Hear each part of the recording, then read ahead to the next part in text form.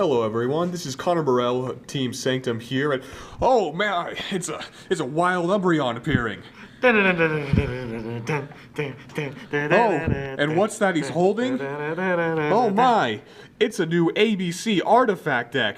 Well, I guess we're gonna have to do a deck profile on this clever Umbreon. Okay, so I'm not Umbreon, I'm Alex. Here with Team Sanctum. And this is my ABC artifact deck. So, I'm gonna take this off because it's hotter in this room than I expected. Take it off. This is for the... Give the lady viewers something to see. And the male viewers if they're into that. That's true. Can't discriminate now. I'm terrible. Okay, so this is the ABC artifact deck. This is my take on it. Just a couple ideas, not really anything like big time breakthrough, whatever. It's just an idea. So it's still in the making. If you have some ideas for a deck, some cool cards that you have thought of for an ABC artifact deck, please comment in the comment section below and subscribe, and we'll let you know, and we'll make an updated video if we decide to change anything in the deck. All right, so let's get right into the deck profile then. So here is, since it's an ABC deck, 3 Assault Core, 3 Buster Drake, and 3 Crush Wyvern. It's an ABC deck. I'm going to pretend as if everyone knows what these things are just to save some time in the video and what they do. So 3 of each of those, you play the big engine. So I play 2 Gold Gadget and 2 Silver Gadget. They walk hand in hand. Most people play 2 and 2. I typically would play 3 and 3 of each in a pure ABC build just because I personally feel it has more synergy. I'll leave that discussion for another time, but in this build, I would say 2 and 2 is fine. Into some hand traps. We got Max C at 2. I feel that's really good if you're going first against the Mirror Match or Blue Eyes or... I'm trying to think something else. Shaddoll Trains, you can get a few draws off of it too. So, just a really good card, and it's an easy side out if you don't need it. Then main deck 1 Cycle Reader, the 2 biggest decks right now, and this is tournament built. This isn't just for playing around. This is meant to be competitive. Cycle Reader, it's searchable off of Gear Gigan X, which is in the extra deck, and banishes 2 lights. We all know what that does, hopefully. And then you have a Torque Tune Gear. This is a tech card. This is my choice. So this can be equipped to any of the ABCs that you summon from the deck because it is a light machine union monster. Ta-da! And anything it's equipped to becomes a tuner and gains 500 attack and defense if you're interested in that. So basically, if you feel you need to make a synchro level 8, typically you can do it with this, and I really like it. So then for the artifact engine, play 2 Scythe. If you want to, you can play 3. I couldn't find room for a 3rd, but 3 is acceptable. 1 Moraltech because he's limited. 1 Bageltech. If you want to bump it up to 2, I recommend doing so if you can find the room. It's a good card. If you bump this up to 3, definitely bump this up to 2. So, like, make room for 2 cards if you're going to switch some numbers around. Union Hanger, 3 of those. 3 Terraforming, just because you really want to see Union Hanger. And if you have Union Hanger and you have a gadget, you can do a first turn Buster and Tsukiyomi play, so that's really good. So just 3 of those because you really want to see the field spell. 2 Ignition. I play Ignition over Twin Twisters and MST because they're playing artifacts. There's some really good combos with Ignition and setting something and doing specific resolving change with an Ignition and a Sanctum to get out 2 artifact monsters onto the field. So I really like it, and if someone Twin Twisters it along with like the field spell, they're going to always try to go for the field spell, and they'll probably try and blind hit a back row. If you set this and they hit this, they have to skip their battle phase, which I think is really, really good.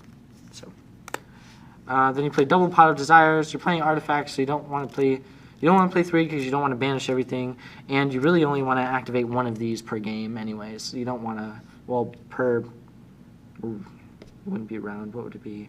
Per game, because 2 to 3 games in a match. Yeah. So.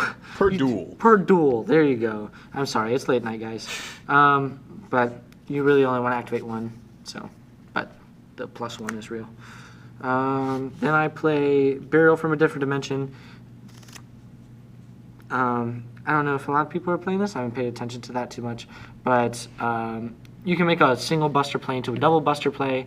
And if someone cherries you, if they have them in the main deck, and they cherries a buster dragon, you can get the busters back into the grave and potentially be usable again. You'd have to make like an emerald or something to put it back into the extra deck. So yeah, I just think it's really good defensive card and really good aggressive card, win more card. Then you play Triple Sanctum because you're playing artifacts. You play 4. Sanctum. Yeah, our team name if you didn't know that. You're playing artifacts. It's really good. Someone pops it, you get a pop card.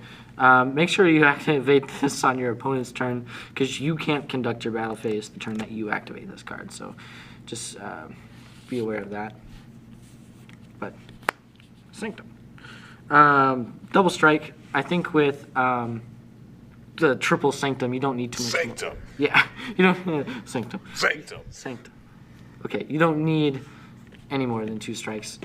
That would give you 5 defensive cards, and I think that's really what you need.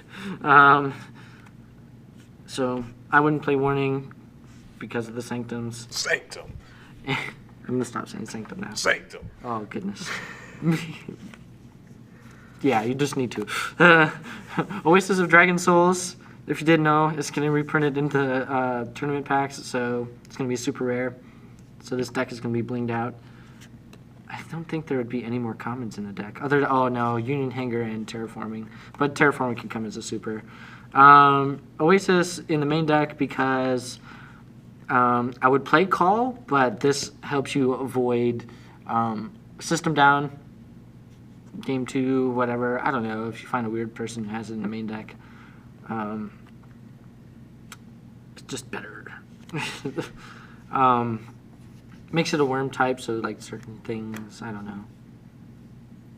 It's just, if you don't want to side it out, Oasis is good for a side in, but just leaving it in the main deck, just so that you save space in the side deck by not playing Call and switching them out with Oasis for game 2. So, and they make good plays with the artifacts. So, all right, and last card in the main deck, Vanity's Emptiness. Floodgate, make a board, play it. They can't destroy it, you win. So, that simple. That's a 40-card deck. I don't play Upstart. I couldn't find the room, so I wish I could, though. All right, and then extra deck, play Triple Buster Dragon, because this is an ABC deck, obviously. Tsukiyomi. Some decks play more than this. I just play the one. You can recycle it with Emerald. I never found myself needing more than one. But I did find plays where if I was like, oh, it would have been really nice to have a second one to get extra draws and stuff like that. It's been really good. Then the Utopias. Utopia, I opted in to play Prime and Lightning. I've seen people doing 2 of this, but I figured getting 2 uses out of Utopia this way saves 1 card in the extra deck, so I might as well do that. And I got this effect off once or twice against people. It's pretty good. If you're in a jam, if you're 3,000 life points difference between you and your opponent has more life points, you can pay life points until you have 10 left, and destroy all special summon monsters they control. They get banished, and you burn them for 300 each. So I think that is absolutely phenomenal. If you're in a jam and you need to win. Something ridiculous though. He has 2,510 attack points.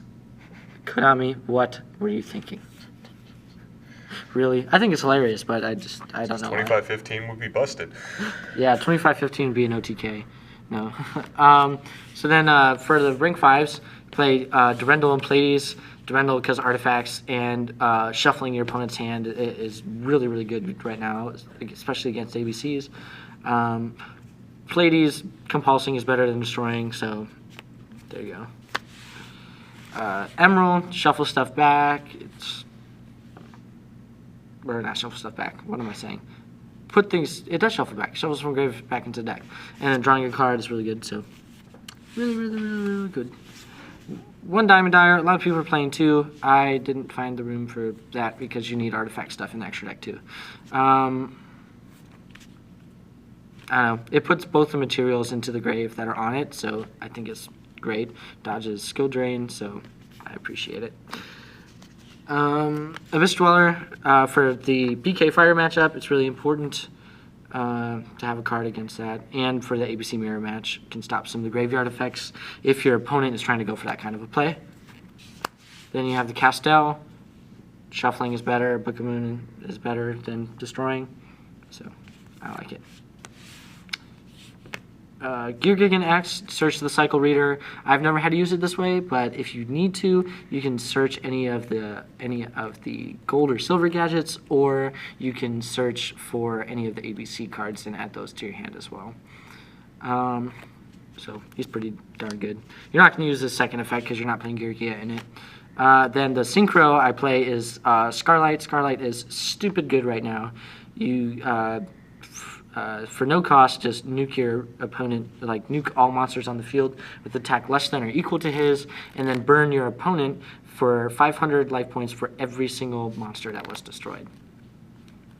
So, ridiculous. Better than Cowboy. Let's go. Alright, so now we're going to go into the side deck. For the side deck, I have some cards, and then I also have a few honorable mention cards, which are just cards that you can change the ratios of or include in either a side or main deck. So I have 2 Cherries targets. I have the Blue-Eye Spirit Dragon and the Dante. You force them to play other ways. Hold on, let me switch this around a little bit because I'm going to do these in a specific order. All right. Double Book of Eclipse. Just good for stuff that can't be targeted, stopping big plays that your opponent's going to make.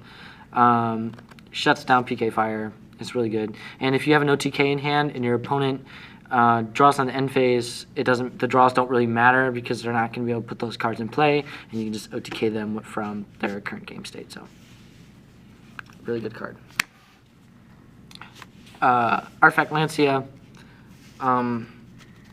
I would play Chaos Hunter if I didn't play the Artifact Engine because it's better, but this is really good in this deck because it's a hand trap. It's you can bring it out with Sanctum if you set it, and you can pop it with Bagel Tech, all these kinds of things. So I think it's really, really good. Cherries, because it's cherries. If I had a third, I'd try and make room for it somewhere. Good card. I don't think I need to say too much more about that card. Consecrated Light, tech choice of mine. It's basically Ally of Justice Quarantine, but for dark monsters. And I'll let you look at the card real quick. I'm going to read it out loud so that you know what it says. It says, neither player can normal or special summon dark monsters, or declare an attack with a dark monster. This card cannot be destroyed by battle with a dark monster. Also, you take no battle damage from that battle. So, absolutely ridiculous if you're playing against DDDs. If you're playing against Burning Abyss, it does stop plays unless they already have a Dante on board. But if you can stop Dante and summon this, perfect. There you go. It shuts them down, at least a little bit, and forces them to waste resources to make plays. And I really like it. Then you have double anti-spell fragrance for pendulum decks, metal foes, slows them down. And then for the mirror match and for Blue Eyes plays a lot of spells. It's pretty universal as to why this is really good. But a good alternative, if you don't have this or you don't have the money to get this, because I know this went up in price, Magic Deflector works just as well, and that's a common card, and it's not an expensive common card, and works pretty much just as well. It just doesn't stop normal spells, and it's only for 1 turn, so if you need an alternative to anti-spell fragrance. Then one of my favorite cards in my side deck, Triple Debunk. Stops like all of the hand traps right now. People are going to be playing Lancia. There's people who like it better than Chaos Hunter, just because you don't have to special summon in order to play Lancia. And Debunk stops hand traps and graveyard effects, and it's a counter trap, so it's spell speed 3, OG. OP, OG, OP. Okay, but I just like it. It's really good. Stops, if just a few things for you to realize. It stops Veiler, stops Ghost Ogre, stops Cherry, stops Maxi, stops Lancia, like I said. Stops all of the Ying-Sing graveyard effects. It stops so much, and it's just so worth playing. So, and it's free. You don't have to use Strike to stop those effects like that. Strike does stop the other effects, but this is like a free strike that is really specific, and I like it. So, all right, and that's it for the side deck. Like, that's all the stuff that I play. But here's some honorable mention cards I want to talk about. So Flying Sea, I think that this is good if you want to opt out other than Consecrated Light or something like that. We know what this does. I don't think you need 3. I only ever really got the chance to play 1 in any duel where I needed it. Twin Twisters, I play the Ignitions, but some people want to play the Twin Twisters. That's fine. That's a good idea. I appreciate that. I can see why you'd want to. I just don't like to discard as much. I'd rather make plays with the Ignition and set cards and play more of the Artifact Engine as opposed to discarding things. MST, same idea as Twin Twisters. If you're uncomfortable with the discard and you don't really want to set from deck, or you don't want to be required to set from deck to activate an MST, an extra one is, like, having 1 or 2 of these extra is really, really good idea to make plays. Pop the artifacts that you draw, things like that. I think it's a good idea. The extra Lancia, good idea if you want to stop all the banishing stuff with ABCs, all those shenanigans. It's a good idea. The extra Beagle Tech, same reason as the MSTs. You kind of sometimes want to pop stuff if you run out of targets for Sanctum because you drew everything or you made plays really deep. There you go. Then you have an extra Beagle Tech. Anti-fusion device. I think that, so this card doesn't target and just destroys 1 face-up fusion monster on the field. Doesn't target, and if you do it on your opponent's turn, they can't tribute Buster, but you can hit a Buster, which is really good. Or you can hit a Shekinaga or things like that, so I really like it. Double Dark Hole Regeki, that's for decks that are going second, or if you feel your deck needs a little more destruction, is having a hard time getting over specific boards that people make. Double Dark Hole Regeki is a good way to go. Or just 1 Dark Hole, 1 Regeki, 1 of each. Who cares? I mean, some kind of a power destruction like that is really, really good. Then the extra gadgets. If you feel you need the extra gadgets to make more Xyz plays, go ahead and do it. It's also a good defensive line. Like if you set 1 and it dies, and you special a gold, and use a gold to special like an ABC, and then when the ABC dies, search or get 1 of its effects off. Yeah, go ahead. That's a valuable play. I like it. And so those are my honorable mention cards. And before we go with this video, I'd like to say a little bit about the Yu-Gi-Oh community as a whole. So if you have ideas, if you feel like a deck that you really enjoy playing could do well in a competitive scene, build it. Do it, play it. Don't let what people say online to you. Don't let what people, when people call you a scrub, or when people tell you that a card is bad, play it. Figure out for yourself. Don't take their word for it if you know that it doesn't exactly make sense to you. Find out for yourself. Become that strategist. Become that innovator. And that's what we're really about here at Team Sanctum, is innovation, creativeness, and finding good ways to make really strong strategies. In Yu-Gi-Oh, I believe we're getting to a point of insanity where everyone's trying to do, if you don't know, Albert Einstein classifies insanity as doing the same thing over and over again, expecting different results. We can't do that. We can't just plug and chug in all these meta cards and expect different results in the game, expect the game to change, expect Burning Abyss to leave the top tier. I know some of you guys really like the deck, but, you know, it's good to have change. And we can't do that by putting the same cards in the meta and having everybody play the same thing. Be creative. Do it. I encourage you. And if you find out those cool things, leave a video comment. Show us. Link us something really cool that you built that you think has a good chance. You built a Spiral OTK deck. I believe you. I want to see it. Do it. And with that, I bid you adieu. All right. Thank you, Alex. This has been Alex Robarge and Connor Morell of Team Sanctum.